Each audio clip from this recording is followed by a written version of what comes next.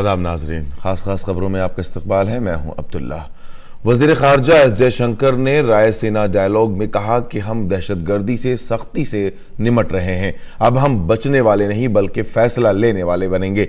वजीर खारजा एस जयशंकर ने कहा कि एक वक्त था जब हम काम के मुकाबले बातें ज्यादा किया करते थे, लेकिन अब तब्दीली आ रही है। वजीर खारजा ने भारत चीन रवाबित पर कहा कि दोनों मुमालिक के लिए रवाबित में तवाजुन अहम है, हमें एक दूसरे के साथ चलना होगा।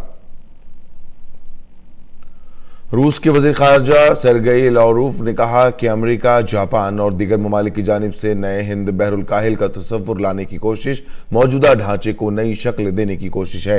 हिंद बहरुल काहिल के तसव्वुर पर उन्होंने कहा कि किसी को भी रोकने की कोशिश नहीं होनी चाहिए। उन्होंने भारत के मौक़िफ़ की हिमायत की। सेर्गेई लावरोव ने कहा कि भारत और ब्राज़ील का अक़वाम मुत्तहिदा की कौमी सलामती कौंसिल में होना ज़रूरी है।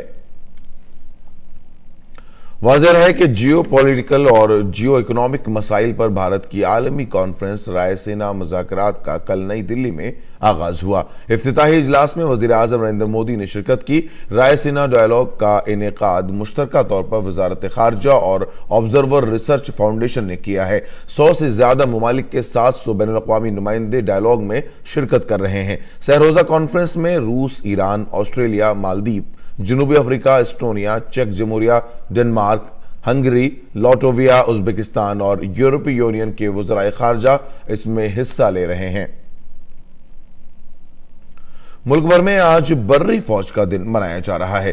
Chief of defence staff general Bipin Rawat और फौज के सरबराह जनरल MM नरवणे ने दिल्ली के इंडिया गेट पर वाक़ कौमी जंगी यादगार पहुंचकर शहीदों को खिराज अकीदत पेश किया।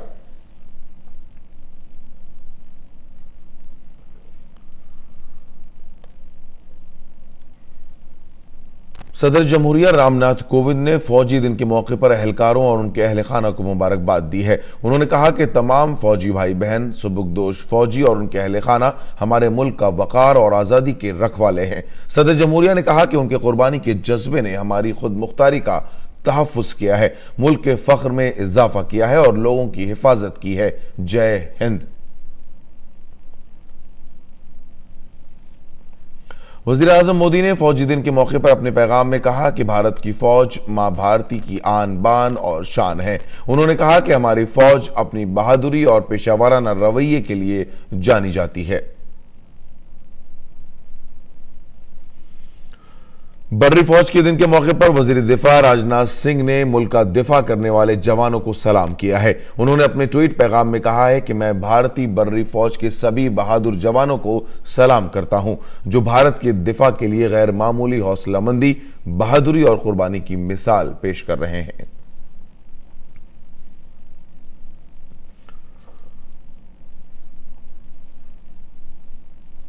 मरकजी हुकूमत ने 1984 सिख मुखालिफ फसादात के मामले में जस्टिस ढींगरा कमेटी की रिपोर्ट को कबूल कर लिया है।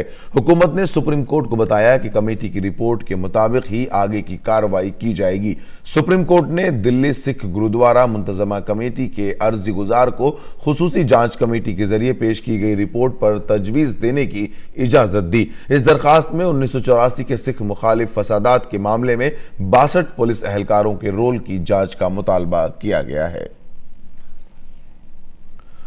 मुल्क भर में मकर संक्रांति का त्यौहार बड़ी धूमधाम से मनाया जा रहा है। मकर संक्रांति सूरज के शुमाली जहत में आने पर मनाया जाता है। मकर संक्रांति के मौके पर वज़ीर आज़म नरेंद्र मोदी ने अहले वतन को मुबारकबाद दी है।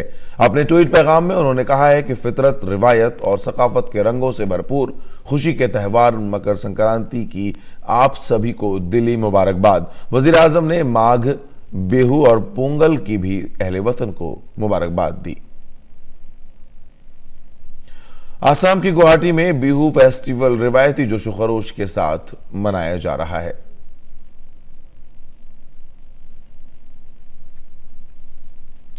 खरीफ फसल की कटाई के मौके पर तमिलनाडु में पोंगल का त्यौहार बहुत ही जोशो खरोश से मनाया जा रहा है। इस मौके पर घर की खवातीन ने खुसूसी पूजा अर्चना की और अपने घर और खानदान की खुशहाली के लिए दुआएं मांगी। नाज़रीन, खास खबरों में फिलहाल इतना ही। इजाजत दीजिए। आदाब।